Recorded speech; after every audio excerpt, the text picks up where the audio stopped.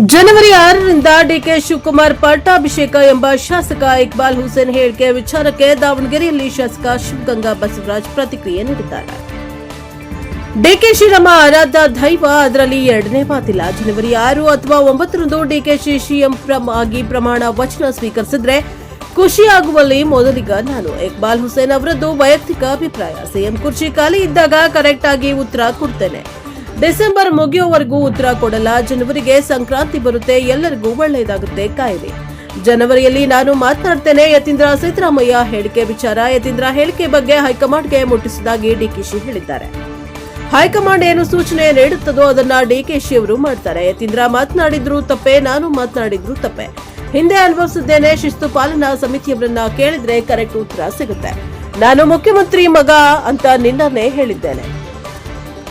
ಜಯೇಶ್ ಪಟೇಲ್ ನಮ್ಮ ದೊಡ್ಡಪ್ಪ, ಸಿಎಂ ಕೊಟ್ಟ ಊರು ನಮ್ಮ ಚನ್ನಗಿರಿ. ಜನವರಿಯಲ್ಲಿ ಸೂರ್ಯಪಥ ಬದಲಾವಣೆ ಆಗತ್ತೆ, ಆಗ ಮಾತನಾಡೋಣ.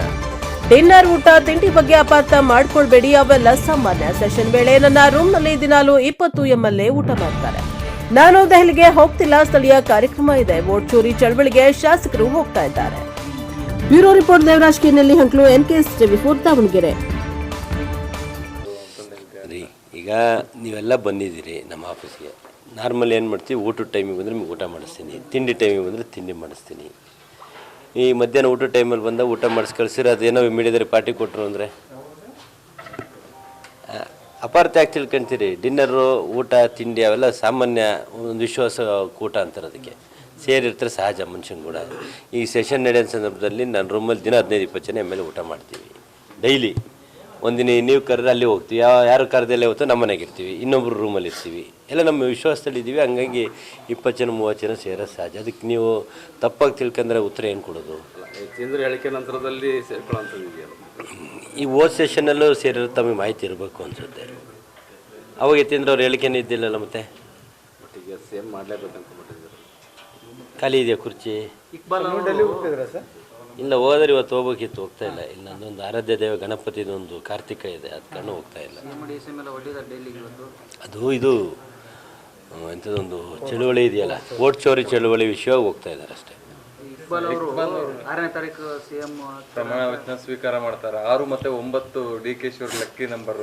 ಹೌದು, 6, 9 ಪ್ರಮಾಣ ವಚನ ಅವ್ರು ತಗೊಳ್ತಾರೆ ಅಂತ ಹೇಳಿದ್ರೆ ಮೊದಲಿಗನೇ ನಾನು ಖುಷಿ ಪಡೋದ್ರಲ್ಲಿ. ಅದು ಅವ್ರ ವೈಯಕ್ತಿಕ ಅಭಿಪ್ರಾಯ ಇದೆ. ಆಯಿತು ಅಂದರೆ ನಾನೇ ಮೊದಲನೇಗ ಖುಷಿ ಆಗೋದ್ರೆ ಮೊದಲನೇಗ ನಾನೇ. ಈಗ ನೋಡಿ, ನೀವೇನೇ ಮಾಡಿ ಏನೇ ಕೇಳಿ CM ಕುರ್ಚಿ ಖಾಲಿ ಆದಾಗ ಬಂದರೆ ಅದಕ್ಕೆ ಕರೆಕ್ಟಾಗಿ ಉತ್ತರ ಕೊಡ್ತೀನಿ. ಈಗ CM ಕುರ್ಚಿ ಖಾಲಿ ಇಲ್ದಾಗ ನೀವು ಏನೇ ಮಾಡೋದು ಏನೇ ಕೇಳಿದ್ರು ಅದಕ್ಕೆ ಉತ್ತರ ಎಲ್ಲಿಂದ ಬರುತ್ತೆ? ಬರೋದಿಲ್ಲ. ಹಾಗಾಗಿ ಇದು ಅವಶ್ಯಕತೆ ಇಲ್ಲದ ಚರ್ಚೆ. ನಾವು ಆಗಲಿ ನೀವಾಗಲಿ ಅಥವಾ ಇನ್ನೊಬ್ಬರು ಯಾರೇ ಆಗ್ಲಲ್ಲ, ಸಂಕ್ರಾಂತಿ ಒಳಗಾಗೋದೇನು, ನಾಳೆ ವಾರ ಸೆಷನ್ ಇದೆ, ಅದರೊಳಗಾದ್ರೂ ನಾವು ಖುಷಿನೇ ಪಡೋದು ನಾನೇ ಮೊದಲಿಗ. ನೀವು ಯಾಕೆಂದ್ರೆ ಮುಂಚಿಂದ ನಿಮ್ಗೆ ಹೇಳ್ಕೊಂತ ಬಂದಿನಿ. ಆದರೆ ಈ ಮುಖ್ಯಮಂತ್ರಿ ವಿಷಯನ ನಾನು ಡಿಸೆಂಬರ್ ಮುಗಿಯೋರಿಗೆ ಮಾತಾಡಲ್ಲ ಅಂತ ಹೇಳಿರೋದ್ರಿಂದ ನಿಮಗೆ ಅದಕ್ಕೆಲ್ಲ ಜನವರಿ ರಿಪ್ಲೈ ಕೊಡ್ತೀನಿ. ಸಂಕ್ರಾಂತಿ ಬರ್ತಿದೆ, ಎಲ್ರಿಗೂ ಒಳ್ಳೇದು ಆಗ್ತದೆ, ಸ್ವಲ್ಪ ಸಮಾಧಾನ ಕಾಯಿರಿ.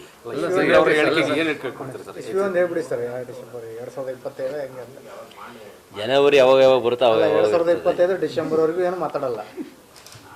ಅದೇ ಈ ವರ್ಷನೇ, ಈ ವರ್ಷ ಡಿಸೆಂಬರ್ ಮುಗಿಲಿ ಅಂತ ಹೇಳಿದ್ದೀನಪ್ಪ. ಮುಂದಿನ ವರ್ಷ ಏನು ಹೊಸ ವರ್ಷ ಜನವರಿ ಬರುತ್ತಲ್ಲ ಆ ಟೈಮಲ್ಲಿ ಮತ್ತೆ ಅವಾಗ ಚೇಂಜ್ ಆದ್ವಿ ಅಂತ ನೀವು ಬೇರೆ ಅವರು ಇವಾಗ ಸ್ಟೇಟ್ಮೆಂಟ್ ಕೊಡ್ತೀವಿ ಸರ್ ಬಹಿರಂಗ. ಆದ್ರೆ ಯಾವುದೇ ರೀತಿ ಅಂತ ಒಂದು ಕ್ರಮ ತಗೊಂತಿಲ್ಲ. ನಿಮ್ಮ ಮೇಲೆ ನೋಟಿಸ್ ಎಲ್ಲ ಕೊಡ್ತಾರೆ, ನೀವೇನಾದ್ರು ಮಾತಾಡಿದ್ರೆ ಅಂತ ನೋಟಿಸ್ ಕೊಡ್ತಾರೆ. ಮೊನ್ನೆ ಸಿಎಂ ಮಗ ಅಂತ ಏನಾದ್ರು ಸುಮ್ಮನೆ ಮಾನ್ಯ ಕೆಪಿಸಿ ಅಧ್ಯಕ್ಷರು ಹೇಳಿದ್ದಾರೆ, ಯತೀಂದ್ರ ಅವ್ರ ಬಗ್ಗೆ ಗಮನ ಹರಿಸಿದ್ದೀನಿ, ಅದನ್ನು ಹೈಕಮಾಂಡ್ ಮುಟ್ಟಿಸ್ತೀನಿ ಅಂತ ಹೇಳಿದ್ದಾರೆ. ಈಗ ಹೈಕಮಾಂಡ್ ಏನು ಸೂಚನೆ ಕೊಡುತ್ತೋ ಅದನ್ನು ಮಾಡ್ತಾರೆ. ಈಗ ಯತೀಂದ್ರ ಅವ್ರು ಮಾತಾಡೋದು ತಪ್ಪೆ, ನಾನು ಮಾತಾಡೋದು ತಪ್ಪೆ, ಯಾರೇ ಮಾತಾಡೋದು ತಪ್ಪೆ. ಈ ಹಿಂದೆ ಮಾತಾಡಿರೋರು ಅನುಭವಿಸಿರೋ ತಾವೆಲ್ಲ ನೋಡಿದ್ದೀರಿ. ಹಾಗಾಗಿ ಯಾರು ಮಾತಾಡಿದ್ರು ತಪ್ಪಿದೆ. ಅಲ್ಲ ಸರ್, ಇಲ್ಲಿ KPCC ಇಂದ ಅವ್ರು ನೋಟಿಸ್ ಕೊಡುವಂಥದ್ದು ಮತ್ತೆ ಶಿಸ್ತು ಕ್ರಮ ತಗೊಳ್ಳೋಂಥದ್ದು ಏನಿಲ್ಲ ಸರ್. ಯಾಕಂದ್ರೆ ನಿಮಗೆ ಕೊಟ್ಟಿದ್ದಾರೆ, ಇಲ್ಲಿ ರಾಜ್ಯದಿಂದನೇ ಕೊಟ್ಟಿದ್ದಾರೆ ನಿಮಗೂ ಕೂಡ. ಈಗ KPCC ಇಂದ ಕೊಡ್ತಾರೆ ಅಂದರೆ ಅದೊಂದು ವಿಂಗ್ ಇದೆ, ಶಿಸ್ತು ಪಾಲನಾ ಸಮಿತಿ. ಅವ್ರು ಕೊಡಬೇಕದು. DK ಶಿವಕುಮಾರ್ ಸಾಹೇಬ್ರಿಗೆ ಸಂಬಂಧಪಟ್ಟಿದ್ದಲ್ಲ ಅದು. ಶಿಸ್ತು ಪಾಲನಾ ಸಮಿತಿ ಅವ್ರನ್ನ ಒಂದು ಸತಿ ನೀವು ಕ್ವಶನ್ ಹೋಗಿ ಕೇಳಿದ್ರೆ ಉತ್ತಮ ಆಗ್ತದೆ. ಎಲ್ರಿಗೂ ಹಿಂಗೆ ನೋಟಿಸ್ ಕೊಡ್ತಿದ್ರೆ ಇವ್ರಿಗೆ ಯಾಕೆ ಕೊಡ್ತಿಲ್ಲ ಅನ್ನೋ ನೀವು ಅವ್ರನ್ನ ಹೋಗಿ ಕೇಳಿದ್ರೆ ಅವ್ರು ಕರೆಕ್ಟಾಗಿ ಉತ್ತರ ಕೊಡ್ತಾರೆ. ಮುಖ್ಯಮಂತ್ರಿ ಮಗ ಅಂತ ಕೊಟ್ಟಿಲ್ವಾ, ಯಾಕೆ ಕಾರಣಕ್ಕೆ ಕೊಟ್ಟಿಲ್ಲ ಅಂತೇಳಿ. ನಾನು ನೆನ್ನೆನೂ ಹೇಳಿದ್ದೀನಿ, ನಾವು ಮುಖ್ಯಮಂತ್ರಿ ಮಗನೇ ಅಂತ. ನಾವು ನೋಡಿದ್ರೆಲ್ಲ ಗೊತ್ತಿಲ್ಲ ಮಾಧ್ಯಮದಲ್ಲಿ. ಜೆ.ಎಚ್. ಪಟೇಲ್ರು ನಮ್ಮ ದೊಡ್ಡಪ್ಪ ಅಂತ ಹೇಳಿದ್ದೀನಿ. ನಮ್ಮ ಚನ್ನಗಿರಿಯಿಂದ ಮುಖ್ಯಮಂತ್ರಿ ಕೊಟ್ಟಂಥ ಊರು. ಯಾಕೆ ನಾವು ಮುಖ್ಯಮಂತ್ರಿ ಮಕ್ಕಳಲ್ವ? ಹಂಗೆಲ್ಲ ಅಲ್ಲ. ಯಾರಿಗಾದ್ರೂ ನೋಟಿಸ್ ಕೊಡ್ತದೆ ಹೈಕಮಾಂಡು. ಮುಂದಿಂದ ಅವ್ರಿಗೆ ಏನು ಕ್ರಮ ತಗೋದು ಹೈಕಮಾಂಡ್ ತೀರ್ಮಾನ ಮಾಡ್ತೇವೆ. ನೀವು ಸಂಬಂಧಪಟ್ಟವ್ರನ್ನ ಹೋಗಿ ಕೇಳಿದ್ರೆ ಉತ್ತಮ. ಜನವರಿ 14 ನಂತರದಲ್ಲಿ ಸಂಕ್ರಾಂತಿ ಮಾತಾಡೋಣ, ಜನವರಿ ಬರಲಿ, ಮಾತಾಡೋಣ, ಟೈಮ್ ಇದೆ. ಭಾಳ ದಿವಸ ಏನಿಲ್ಲ ಸರ್. ಆಯಿತು, ಖುಷಿ ಸುದ್ದಿ ಇದೆ. ಜನವರಿ ಸಂಕ್ರಾಂತಿ ಖುಷಿ ಇರಲೇಬೇಕಲ್ಲ. ಸೂರ್ಯ ಪಥ ಬದಲಾವಣೆ ಆಗ್ತಾನೆ. ರಾಜ್ಯದಲ್ಲಿ ಕೂಡ ಬದಲಾವಣೆ ಆಗ್ಬೋದಾಗಿದೆ. ಕಾಂಗ್ರೆಸ್ನಲ್ಲೂ ಪಥ ಬದಲಾವಣೆ ಆಗುತ್ತೆ ಸರ್. ಸೂರ್ಯ ಬದಲಾವಣೆ ಆಗೋದ್ರ ಬಗ್ಗೆ ಮಾತಾಡ್ಬೋದು. ಕಾಂಗ್ರೆಸ್ನಲ್ಲಿ ಸೂರ್ಯ ಇಲ್ಲ. ಇಲ್ಲಿರೋದೇನು ಡಿ ಕೆ ಶಿವಕುಮಾರ್ ಸಾಹೇಬರು, ಸಿದ್ದರಾಮಯ್ಯ ಸಾಹೇಬರು, ನಾವುಗಳಿರೋದಿಲ್ಲಿ. ಸೂರ್ಯ ಅವರಿಗೆ ಡಿ.ಕೆ.ಶಿನೇ ಸೂರ್ಯ. ಡಿ ಕೆ ಶಿವಕುಮಾರ್ ಆರಾಧ್ಯ ದೈವ, ಅದ್ರಾಗ ಎರಡನೇ ಮಾತಿಲ್ಲ.